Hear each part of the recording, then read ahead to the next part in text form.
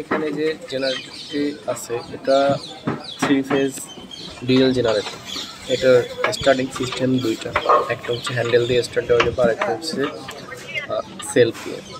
তো সেলফের ব্যাটারি হিসাবে একটা 100 অ্যাম্পিয়ারের ব্যাটারি ইউজ করা হয়েছে। আর মোটরের সঙ্গে ইঞ্জিনের যে সংযোগ আছে এটা 3টি বেল্ট দেওয়া হয়েছে। আর এর যে সেলফ মোটর আছে, সেলফ মোটরটা 100% কপার, অল্টারনেটরটাও 100% কপার, যার কারণে এটা লং টাইম চালানোর জন্য বেস্ট। তো এর ইঞ্জিন দেওয়া আছে 32 হর্স পাওয়ারের এবং এই ইঞ্জিনের আরপিএম ক্ষমতা আছে 2200। এটার অল্টারনেটর যেহেতু 100% কপার আছে, তো এটা সারাদিন একবারে 24 ঘন্টা চালানো যাবে। তো 24 ঘন্টা চালানোর জন্য একটা ওয়াটার কুলিং সিস্টেম করে দিলে এটা একটানা 24 ঘন্টা চালাতে পারবে।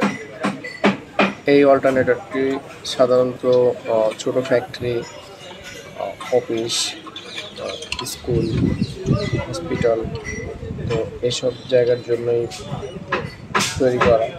তো এসব জায়গায় বিদ্যুৎ গেলে হ্যান্ডেল দিয়ে স্টার্ট দেওয়ার এক্সপার্ট লোক থাকে না, যার কারণে এটা সেলফ দেওয়া হয়েছে। এটা সেলফ ছাড়াও পাওয়া যায়, আবার সেলফ সহ পাওয়া যায়। সেলফ ছাড়া ইঞ্জিনের প্রাইসটা অনেকটা কম, আর সেলফ দেওয়া হলে ওরা প্রাইসটা একটু বেশি থাকে। অনেকের ফ্যাক্টরিতে ছোট ছোট 3 ফেজ মোটর থাকে, 3 ফেজ ওয়াটার পাম্প থাকে, তাদের জন্য মূলত এগুলা।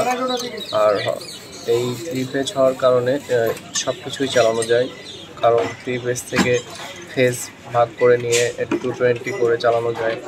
আবার যদি কোনোটার 440 দরকার হয় তো সেখানে 440 করে চালানো যায়।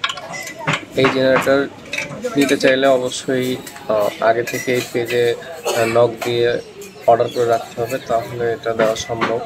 কারণ এটার ইঞ্জিন, অল্টারনেটর সব কিছুই আলাদা থাকে, তো আলাদা করে নিয়ে এটা ফিটিং করে তারপরে ডেলিভারি করতে হয়।